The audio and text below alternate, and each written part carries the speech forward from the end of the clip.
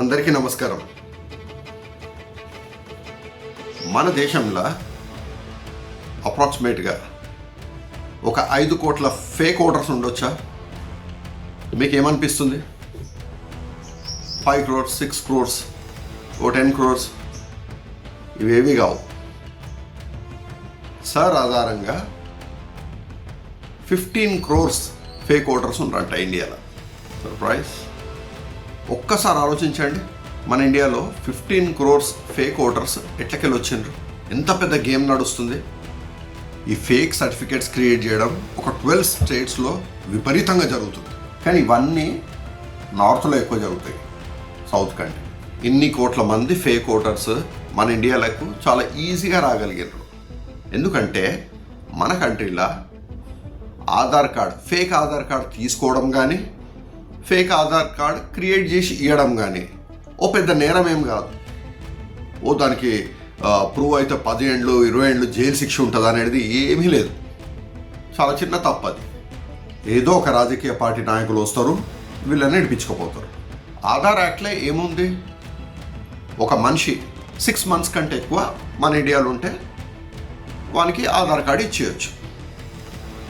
And ఇది Aadhaar card తీసుకోవడానికి ఓ government ఆఫీస్కు పోయి అక్కడ ఒక క్లర్క్ ఉంటాడు, ఒక సెక్షన్ ఆఫీసర్ ఉంటాడు, ఒక గెస్టెడ్ ఆఫీసర్ ఉంటాడు, వాళ్ళు స్క్రూటనైజ్ చేసి ఇస్తారా అంటే అట్లా కాదు. ఆధార్ సెంటర్స్ ఉంటాయి, కామన్ సర్వీస్ సెంటర్లో కానీ ఆధార్ కార్డు చేసిస్తారు. వాళ్ళకు పెద్ద రెస్పాన్సిబిలిటీ లేదు, అకౌంటబిలిటీ లేదు.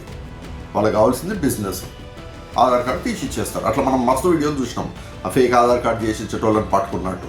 కానీ అలా వాళ్ళ మీద పెద్ద కేసులు ఉండవు, అంత డేంజరస్ శిక్షలు ఏం లేవు. ఫేక్ ఆధార్ కార్డు చేసిస్తే 10-20 ఏళ్ళు కఠిన కారాగార శిక్షలు విధించే చట్టాలు ఏం లేవు మన దేశంలో. ఆధార్ కార్డు రాగానే ఏముంది, ఎవరైనా బ్రోకర్కు డబ్బులు ఇస్తే రేషన్ కార్డు తీసిస్తాడు.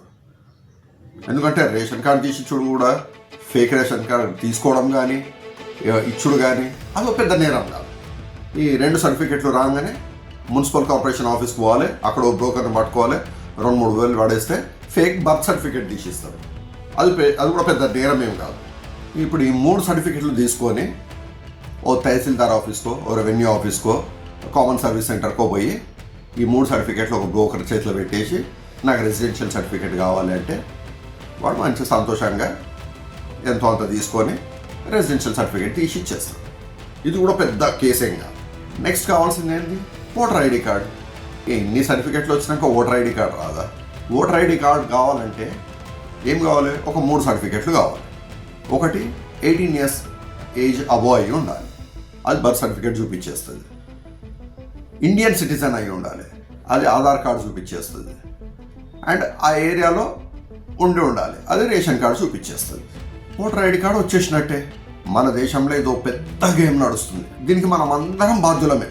అండ్ ఇన్ని ఫేక్ ఓటర్ ఐడి కార్డులు ఉండడానికి కారణం ఎలక్షన్ కమిషన్ ఒకటే కాదు, మన ఇండియాలో స్ట్రిక్ట్ చట్టాలు లేకపోవడం. పొలిటికల్ పార్టీస్ ఇవన్నీ ఏం పట్టించుకోవు, ఎందుకంటే వాళ్ళకి ఫేక్ ఐడియల్స్ కావాలి.